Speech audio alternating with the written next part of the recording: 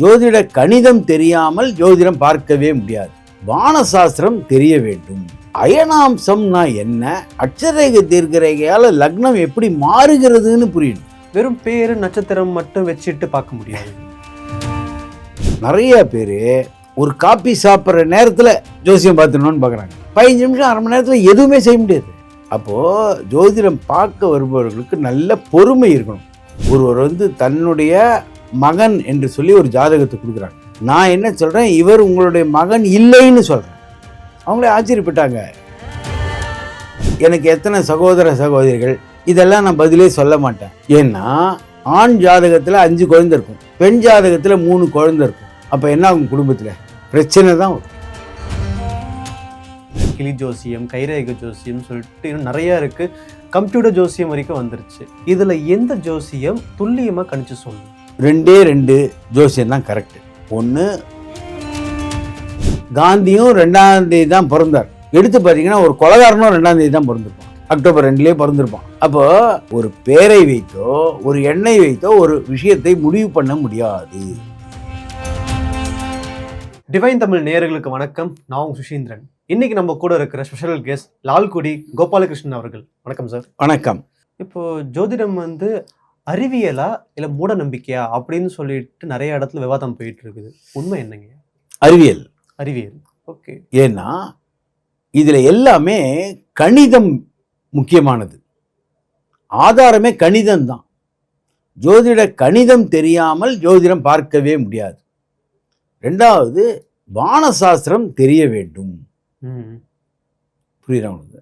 2வது, அயனாம்சம்னா என்ன, அட்சரேகை தீர்க்கரேகையால லக்னம் எப்படி மாறுகிறதுன்னு புரியணும். வெறும் பேரு நட்சத்திரம் மட்டும் வச்சுட்டு பார்க்க முடியாது. அது மாதிரி பார்ப்பது சும்மா கண் தொடைப்புன்னு பேரு. காரணம், பொதுவாக ஜாதகத்தில் சென்னைன்னு போட்டுருவாங்க. சைதாப்பேட்டையும் சென்னை தான், தாம்பரமும் சென்னை தான்.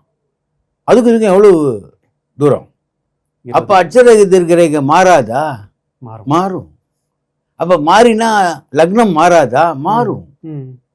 புரியுதா உங்களுக்கு? இது எல்லாத்தையும் எடுத்துக்கொண்டு பார்த்தாதான் இவர் என்ன செய்வார். இப்போ பொதுவாக 3 விதமான தோஷம்தான் மொத்தமே: வாதம், பித்தம், ஸ்லேஷ்மம். இப்போ பித்தம் அப்படின்னா அது உடம்புக்கு பித்தம், மனசுக்கு கோபம். ஸ்லேஷ்மம் என்பது இது உடம்புக்கு ஸ்லேஷ்மம், மனதுக்கு சோம்பல். வாதம் என்பது அதாவது கூட கூட பேசுறது. உடம்புக்கு வாதம் என்பது நரம்பு தளர்ச்சி, அது போன்ற பிரச்சனை. மனதை பொறுத்த வரைக்கும் பிடிவாதம். அதனால தான் பிடிவாதம்னே வச்சாங்க.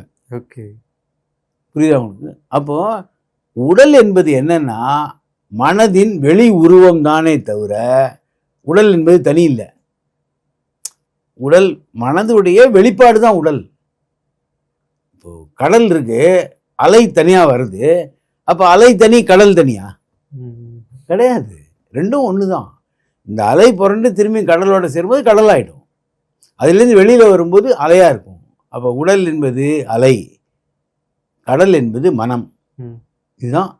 இதையெல்லாம் புரிந்து கொண்டால் ஜோதிடத்தில் இவருடைய குணாதிசயம் என்ன, இவருடைய வெற்றி வாய்ப்பு எப்படி இருக்குது, இதெல்லாம் ஒரு கணிதமாக செய்யலாம். இதுதான் ஜோதிடம்.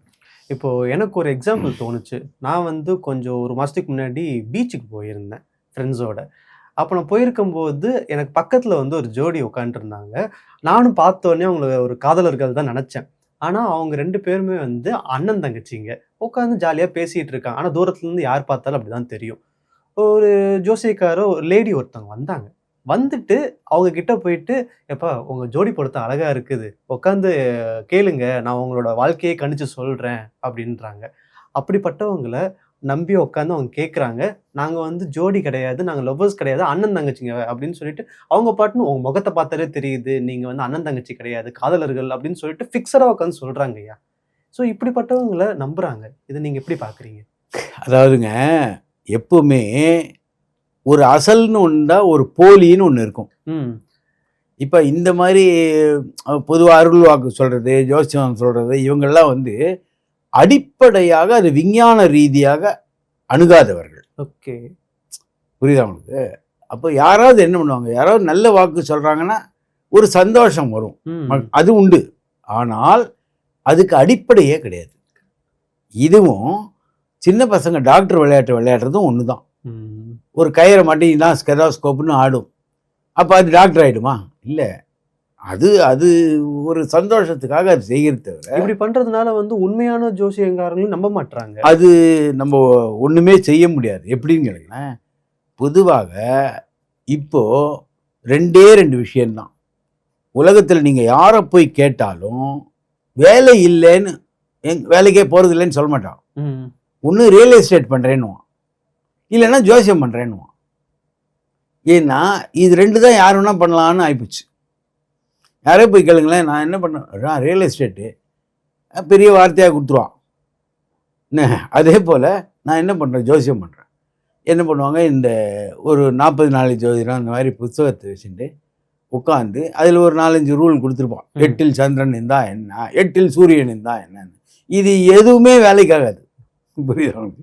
புதன் தசை, இந்த புத்தி இதான் நடக்கும் அப்படின்னா அதுமாதிரி நடக்காது. புரியுது அவனுக்கு? மனிதனுக்கு மனிதன் எல்லா தசாபுக்தியும் மாறுபட்ட பலனையே தரும்.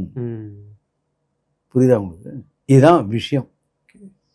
அப்போ இந்த ஜாதகத்துக்கு இந்த தசாபுக்தி எப்படி இருக்கும், இந்த அந்தரநாதன் ஏதாவது செய்வானா, இவருக்கு ஆபத்து வருகிறதா? அப்போ ஒரு பாகையில் இருக்கக்கூடிய தசாநாதன் யாரு, புக்திநாதன் யாரு, அந்தரநாதன் யாரு, சூட்சமநாதன் யாரு, ஒவ்வொரு பாகைக்கும் 4 கிரகம். இந்த 4 கிரகம்தான் எல்லா வேலையும் செய்கிறதே தவிர மற்றவை கிடையாது. இப்போ உங்களுக்கு பிறக்கும்போது ஒரு தசாநாதன், ஒரு புக்திநாதன், ஒரு அந்தரநாதன், ஒரு சூட்சமநாதன் அந்த டிகிரியில் இருப்பான். 17 டிகிரின்னு வச்சுக்கோங்க. 17 டிகிரிக்கு 4 பேர் இருப்பான்.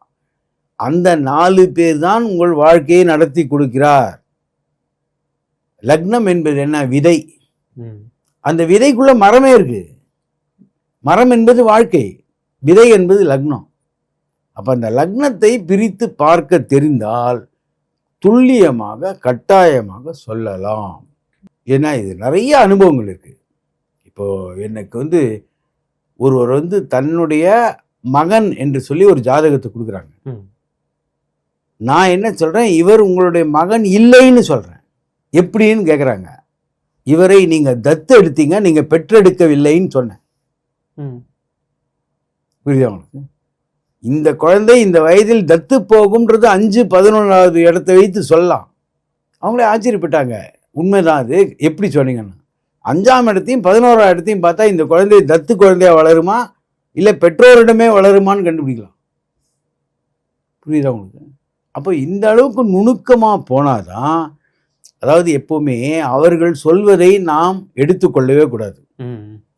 ஜாதகத்தில் என்ன சொல்லப்பட்டிருக்கு அதை ஆராய்ந்து எது உண்மை எது பொய். புரியுதா உங்களுக்கு?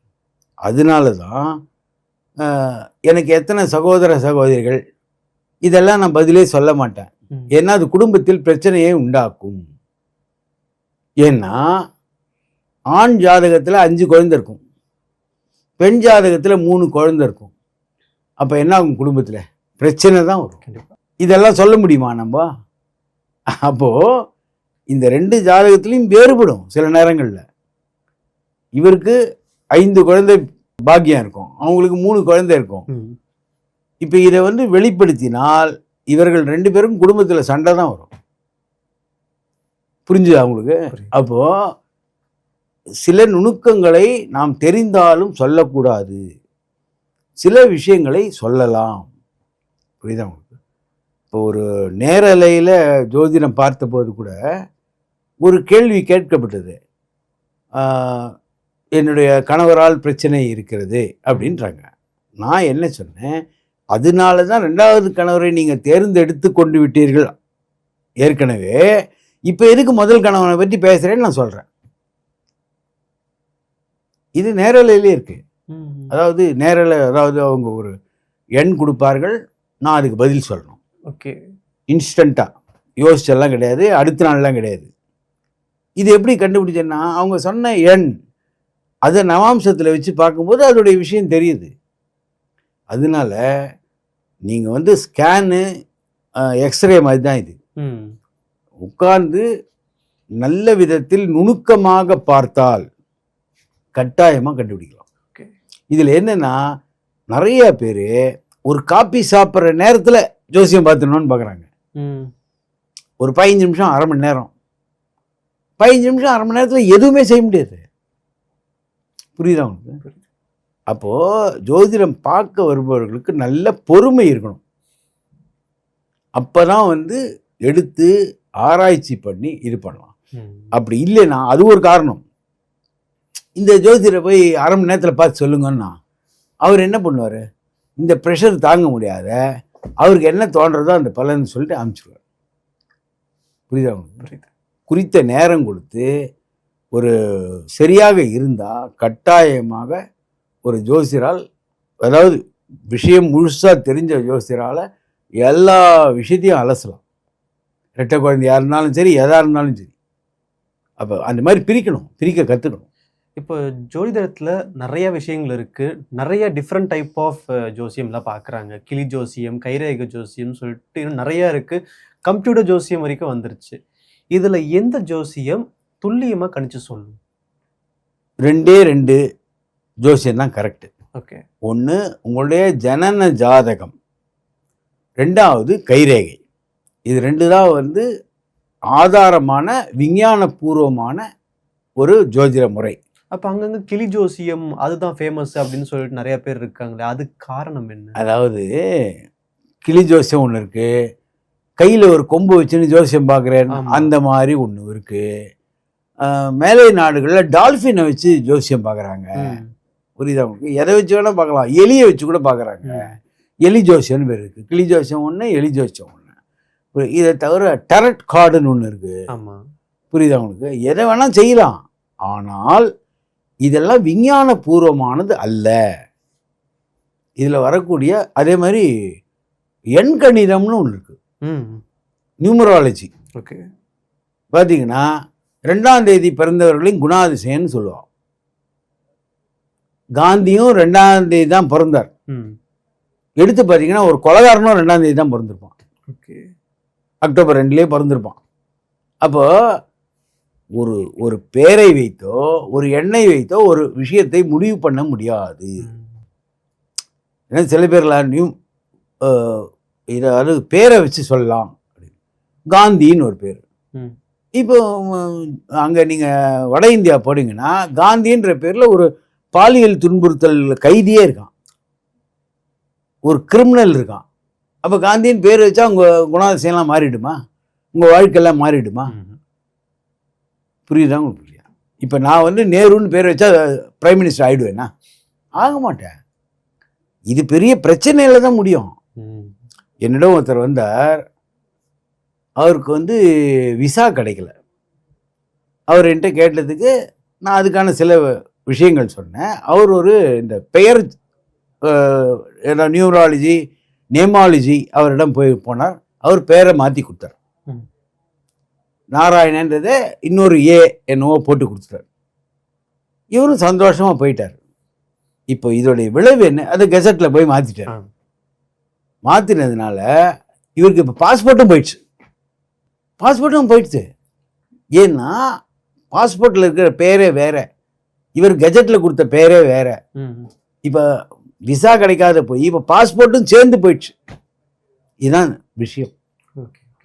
2வது பேர்ன்றது எப்போ வருது உங்களுக்கு? குழந்தை பிறந்ததுக்கு அப்புறம். விதி எப்போ எழுதப்படுறது? குழந்தை பிறப்பதற்கு முன். புரியுதா உங்களுக்கு? ஏன்னா பேர் வைப்பதற்கு முன்னாடியே உங்கள் பேர் குழந்தை இல்லையா? மரணத்துக்கு பின்ன பிணம். பேர்ன்றது நடுவில் தானே வருது.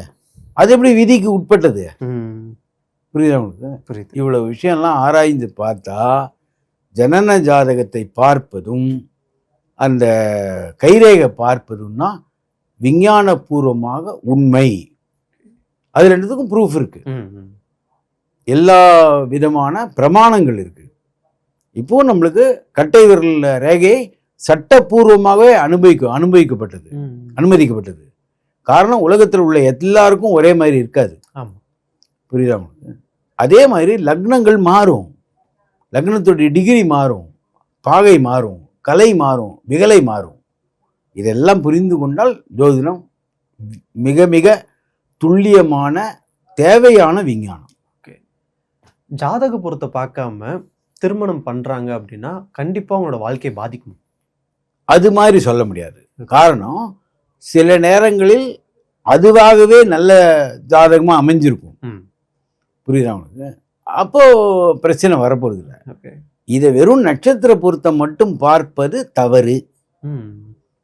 நட்சத்திர பொருத்தம் மட்டுமே சரியான பொருத்தம் இல்லை. அவர்களுடைய சந்ததி, தனலாபம், இது போல பல விஷயங்களை ஆராயணும். ஆனால் இப்போ எல்லாரும் நட்சத்திர பொருத்தம் தான் பார்க்குறாங்க. ஏன்னா அதுதான் உடனே பார்த்து கொடுக்க முடியும். அதுக்கு ஒரு நீங்கள் அது நட்சத்திர பொருத்தம் பார்க்க இப்போல்லாம் ஜோதிடர்களோட தேவையே கிடையாது. நீங்கள் நெட்டில் போனீங்கன்னா ஆன்லைனில் இந்த இந்த இதுக்கு இது பொருந்துமானா அது சொல்லிடும். ஆனால் இந்த மாதிரி அவசரமாக பண்ணி தான் இன்னைக்கு கோர்ட்டில் கேஸ் நடக்கிறது. நிறைய பேருக்கு அதுக்கு தான் கேட்குறேன், விவாகரத்து கேஸ் நடக்கிறது. காரணம், நுணுக்கமாக பார்க்கணும். இவங்க 2 பேருடைய மனோநிலைமை என்ன, சேர்ந்தா எப்படி இருப்பாங்க, இது எல்லா விஷயத்தையும். ஆனால் இதை பார்ப்பதற்கு பொறுமை இல்லை. புரியுதா உங்களுக்கு? யாரு மிக குறைந்த விலையில் பொருத்தம் பார்க்குறாங்களோ அவங்க போரும். அப்போ 20 லட்சம் ரூபாய் கொடுத்து திருமணம் நடத்துவார்கள். ஆனால் இதுக்கு நேரம் செலவு பண்ணுவோம், பணம் செலவு பண்ணுவோம், விரும்ப மாட்டார்கள். புரியுதா உங்களுக்கு? அப்போது இவங்க குதிரையே லட்சக்கணக்கில் வாங்குவாங்க, அதுக்கான கடிவாளத்தை சீப்பாக வாங்கிடுவாங்க, அருந்துரும். இதுதான் விஷயம். அப்போ குதிரைக்கு அவ்வளோ செலவு பண்ண, கடிவாளத்துக்கும் ஓரளவுக்கு செலவு பண்ணோம் இல்லையா? அப்போ சீப்பாக போய் கடிவாளம் வாங்கினா ஓட்டும் போதே அருந்துரும். இதுதான் ஓட்டும் போது அருகிறது தான் இந்த விவாகரத்துன்னு பேர். அதுலேயும் கவனம் செலுத்துறது இல்லை யாரும். நம்ம நேயர்களுக்காக நிறைய விஷயம் சொன்னீங்க. ரொம்ப நன்றி. வணக்கம்.